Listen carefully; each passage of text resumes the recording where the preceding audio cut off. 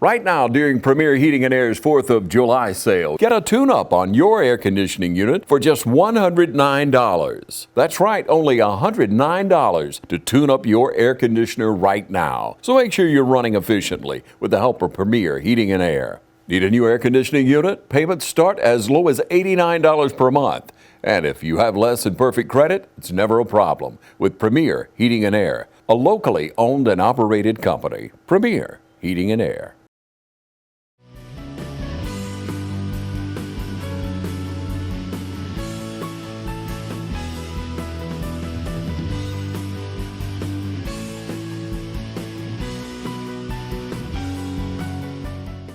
Welcome, ladies and gentlemen, into the studios today. Miss Frances Purvis. And Miss Frances, thank you for joining us in the studio today. It's Alzheimer's Awareness Month, and in the past when we've had people come in and share a little bit of their experience, you've been gracious to come in and speak with us about it because, Frances, you've been affected a couple of times, a couple of different ways with Alzheimer's, haven't you? Yes, I have. Yeah. So let's set it all up for everyone now. Where'd you grow up, and tell us about yourself? Okay. I grew up in Dodge County, Eastman. Mm-hmm. I graduated from Dodge County High School in 1966. Yeah. And then I went to school in Macon, lived in Macon for a good little while, and then moved to Cochran. And a friend of mine taught me into going to RN school. I went to LPN school in Macon, that's it, when I was in Macon. And I worked for 5 years as an LPN, and then I got my RN. I graduated from that in '74. Yeah. And I've been doing nursing ever since. Mm-hmm. But I've dealt with a lot of people that had dementia or Alzheimer's, or really dementia is what they called it a lot of, because people are scared of that word. Yes. Alzheimer's. Yeah. Yeah, they sure A lot are. of people are. Yeah, and you know, it is what it is. You got to face what life brings you and deal with it. And if it's a dementia or if it's Alzheimer's, you need to address that, don't you? Right. Now you've let's talk now. You when you came to Dublin, once you went RN, you went to work at the VA. You met your husband. I did. That's about the best thing I got from the VA. My husband. What was his name? Bennett Purvis. Bennett Purvis. Bennett Franklin Purvis. All right, and you two were blessed with how many boys? We had 5 boys. 5. He had 3 from a previous marriage. I had 1, and then we had 1 together. Awesome. So, all right. 5 boys. Mm-hmm. They are good. They're really good kids. Yeah, and you all enjoyed a lot of things in life together, didn't you, Frances? We did. We go on trips. At least a couple of times a year we would go on trips. We go like for my birthday month and for his birthday month usually, February and October. Yeah. And we went to Pigeon Forge a lot. Mm-hmm. We both liked that up there Man, a that's lot. a nice place to go to, isn't it? And I didn't get tired of it. I could go every year. It wouldn't bother me. I loved it. Yeah. Well, Miss Frances, now you carrying a Georgia bag. You love the dogs too, don't you? Yeah. You folks had season passes for a while, We didn't did you? when the kids were younger at home, and all. We decided that would be a good thing to keep the family together, Yeah. to go to that, because all the boys liked the dogs. All the boys liked football. And after they started leaving home and getting grown, we just decided we didn't want to keep them. We'd rather just watch it on TV. Yeah. So we gave up our season passes. Yeah. Yeah. But we had them for like 5 years, I think. Enjoyable time, I'm sure. Go Dogs. So if we look at, the effect of Alzheimer's in your life. Now, you and your husband married, and then how many years were y'all married? About how many, Frances, when you found out that his mother had Alzheimer's? Oh, about 10 years. Yeah. Yeah. And then tell us about how that went and how you all dealt with that. She lived in Warner Robins, and we were in Dublin. She only had 2 sons, and her other son's a preacher. And he had a hard time coming down to check on her, so we'd check on her at least once a week. Go out there and take her out to eat on Sunday, or just whatever we could do for her. Then it got to where she's trying to cook and burn stuff on the stove. And we said, oh my goodness, we got to find you somewhere to go. So we put her in an alternative living place over here at Thompson Manor. And she stayed there for 5 years. and she did pretty good there. She really did. And we checked on her twice a day. Oh. We didn't just put her over there and forget about her. But it was at the point where I couldn't handle work and keeping her at home. You know, I had to work. I needed to work. Yes. And I couldn't take care of her at home. Yeah. Then it got to the point where she was above their level of care, so we had to put her in Shamrock. And she stayed in Shamrock about 10 years. And of course, we checked on her every day. Yes. We were out there for her. And then my husband comes down with it. I thought I was through with Alzheimer's. Yeah. Then he comes down with it. But I'm telling you, it's been a long trip. Yeah. And so I'm assuming that everyone's different in how the Yeah. disease progresses on them. It is. How was his mother different than he was? She didn't remember him. She didn't remember anybody at times. And then sometimes her mind would be clear. And she really didn't put much of a fight up whenever we moved her down here. Because, you know, I mean, she's always been in that house by herself. Her husband passed away many years ago. So she had lived alone for a long, long, long time. So was it difficult to make that transition? Was it difficult to move her or for your husband? I think it was better. After we moved her, it was easier on both of us because we didn't have so far to go to check on her, to take care of her. Yeah. So you have to make tough decisions, don't you? And you've got to analyze it, don't you, Francis? Yeah. And make the wisest decision for everyone. Right. Yeah, and look out for that loved one. You know, many people don't want to take the home away from them. They don't want to take the car away from them. But if you know it's the wisest thing to do, You have to do it. yeah, you have to do it. Now being an RN, being in the profession, you worked at the VA, you worked in home health, you dealt with a lot of people. You have a little bit different perspective, I would say, than most people who haven't done that. You know, might be a homemaker, might have worked, you know, as a secretary, whatever they may have done, teacher, whatever their job was, their career or profession was. But when you approached it and then your husband got Alzheimer's, gosh, how did you feel about that, Francis? I tell you what, it really hurt me. It hit me hard. But, you know, we married for better or for worse, and sickness and health. So I was going to take care of him. I wasn't going to put him away anywhere. Yeah. So I did look after him. But he wanted to continue working. He was one of these that retired from the VA, but he wanted to work somewhere else.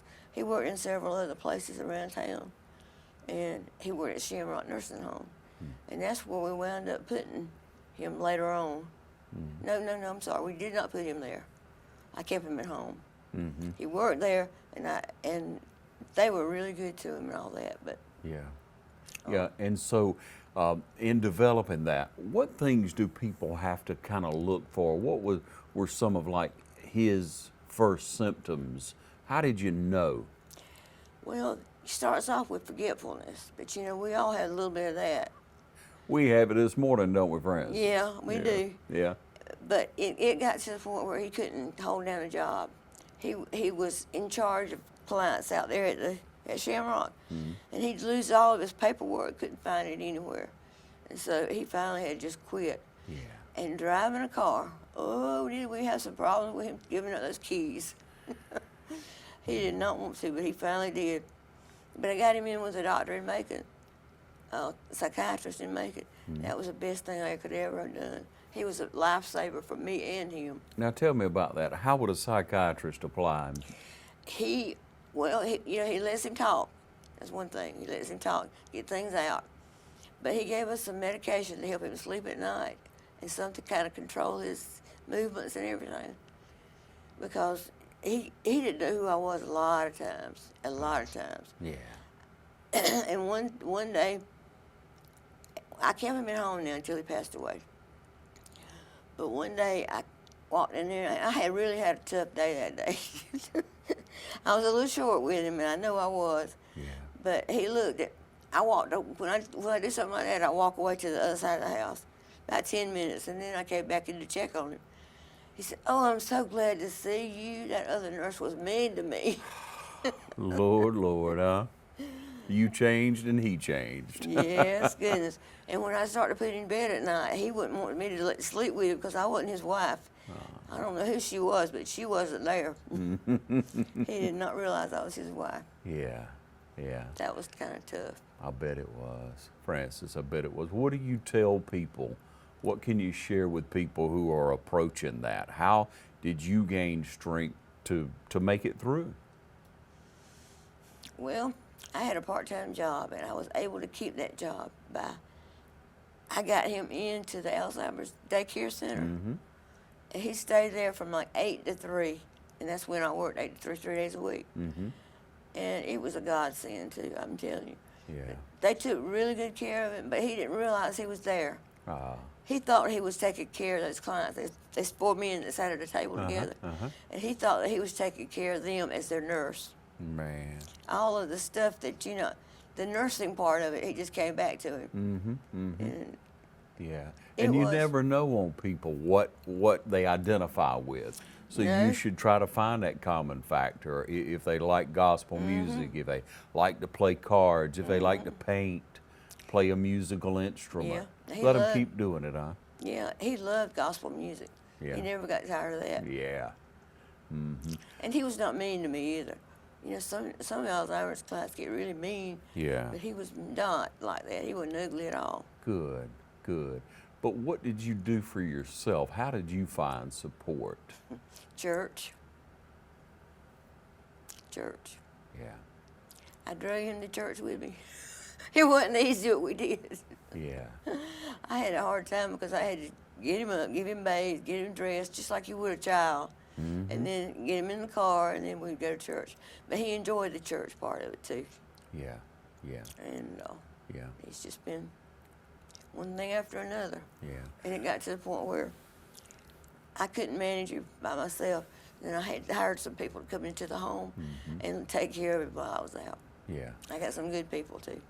Yeah, good, good. We're talking with Miss Frances Purvis. It's Alzheimer's Awareness Month. We want you to stay tuned. We're going to take a short break and come back, and we have more information for you. We'll be right back. Hi, this is Meg Greer-Evans with Middle Georgia Estate Planning. It's Alzheimer's Awareness Month, and I want to make sure you know that you need to update your estate planning documents.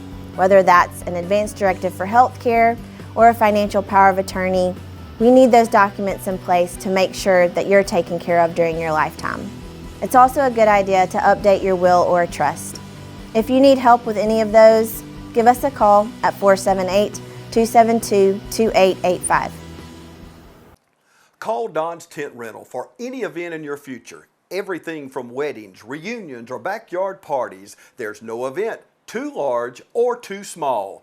Call Don Thompson today at 275-3586 or drop by our showroom for endless ideas. There's no other choice. For your next important event, call Don's Tent Rental, 707 Industrial Boulevard in Dublin. The Medical Center of Dublin is proud to provide families all over Middle Georgia with primary care services that are hard to find under one roof. Call on our team for the highest quality of health care, family medicine, women's health care, and now urgent care open until 8 p.m. Walk-ins are always welcome. If you're sick today, you'll be seen today by one of our physicians. The Medical Center has been serving our community since 1964, providing quality medical care for the entire family. Medical Center, conveniently located on Hillcrest Parkway.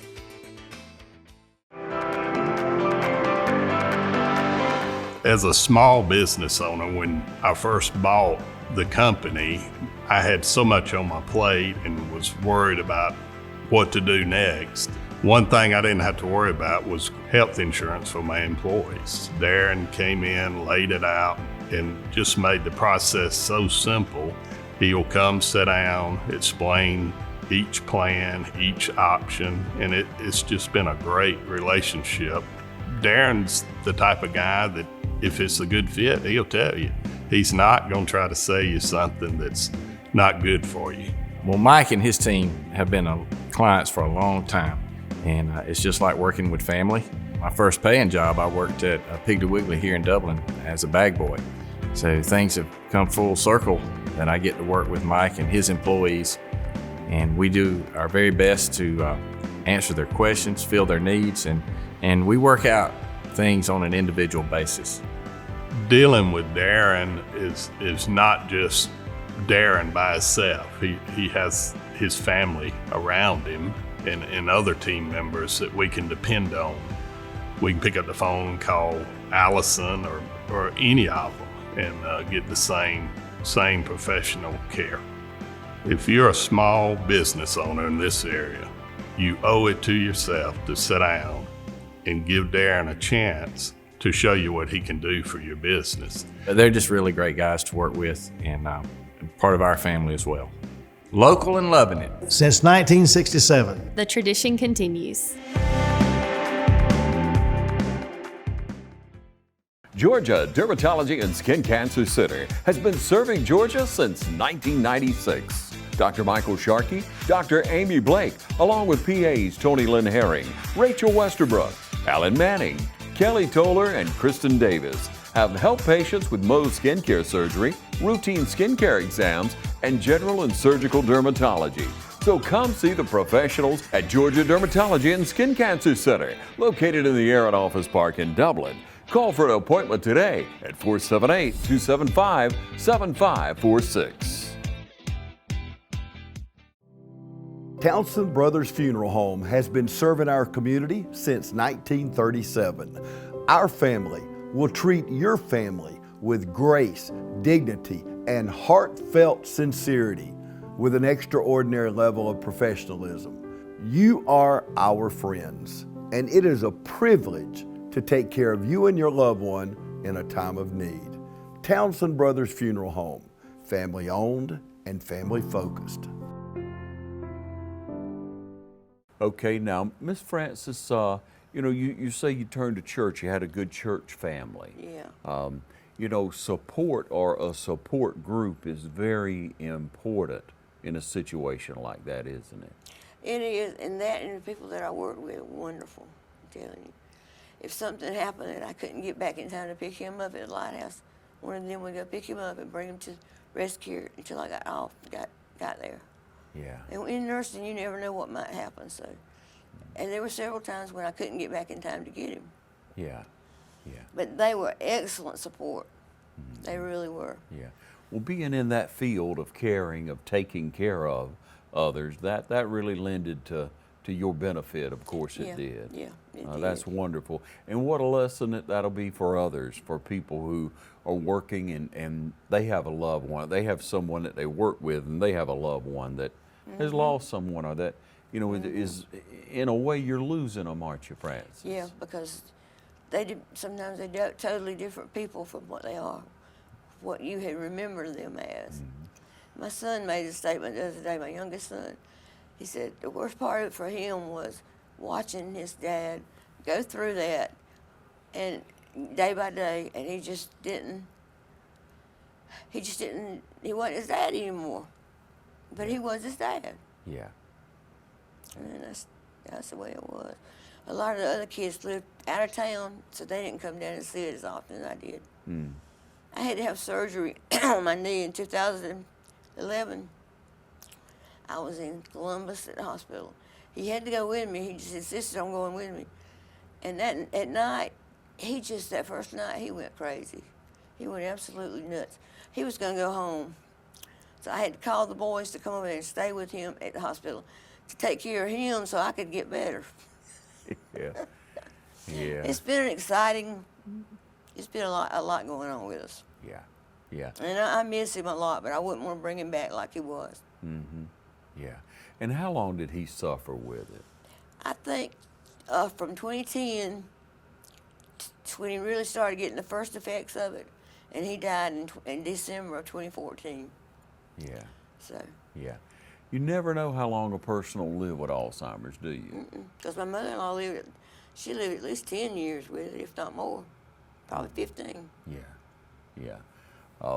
What do you tell people? What could you share with people to encourage them on this, Francis, that if they are approaching it, what should they do? They need to take some time for themselves, because if you have it 24/7, it really takes too much out of you. You need a break. You need to be able to do something else. If nothing but just going to the mall and walking. You need to get away for a little while. Yeah. Take time for yourself. Take time for yourself. Because you have to keep your own body and mind and spirit in a good place or the best you can, don't you, Francis? Yes, you do. The Sure best do. you can. Saw a book the other day when I was at Alzheimer's Association talking to Mott Smith. You may know her. Yeah. Yeah, and she showed a book, 36-hour day. Yeah, I've got that book. And it helped a lot. I read it. You know, I really don't know what all happened.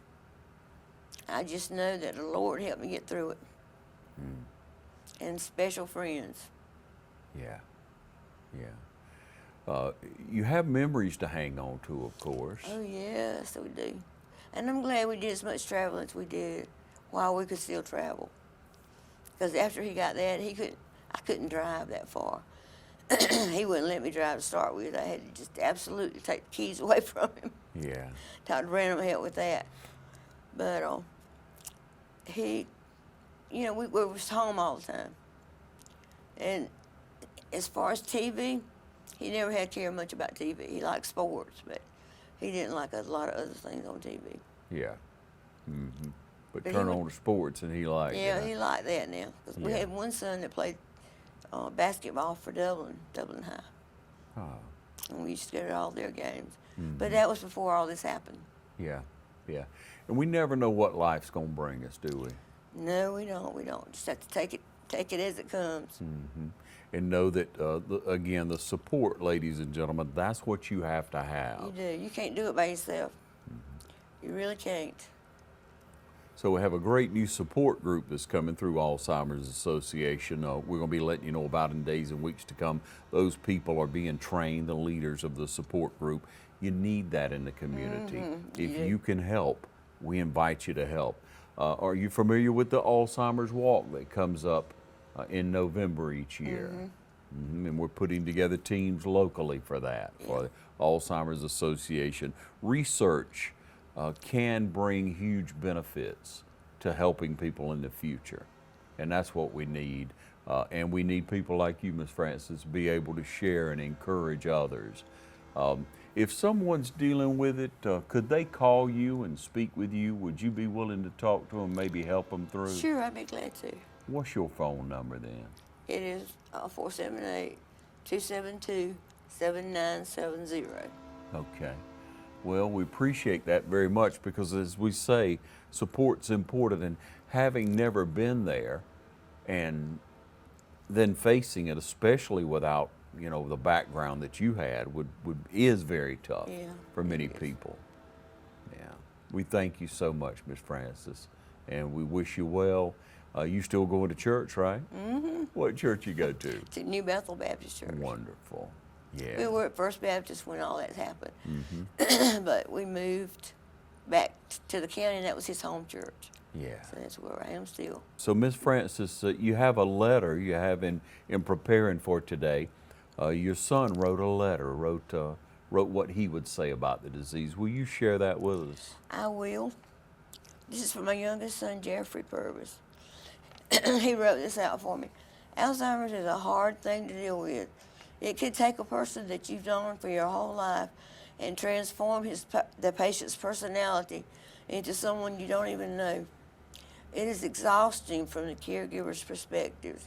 There are days when you can never seem to find any time for yourself. And I'll explain in a moment why that's very important. There are some good days that almost make you forget about the bad. And that's why some people don't understand when you try to talk about the bad. Because they don't see all that you see as the primary caregiver. When they only come around every so often, they don't realize how much the disease is progressing. Being a caregiver is a full-time job. Some may think it sounds foolish, but it's anything but foolish to try to balance your work life, your home life, and time for yourself. The primary caregiver in many situations is a spouse. So it's like there's no separation of home and work. It's a constant burden. Now that may sound terrible when I say that, but of course it's a labor of love. That's why we are attempting to raise awareness and give insight on the issues from his perspective, to stress the importance of support groups and community resources that are available to caregivers. All right. Lord bless you. Yeah, thank you for joining us. You are welcome. All right, and thank you for joining us. Alzheimer's Awareness Month. Reach out to people around you, share with them. Thank you for joining us right here on TV 35.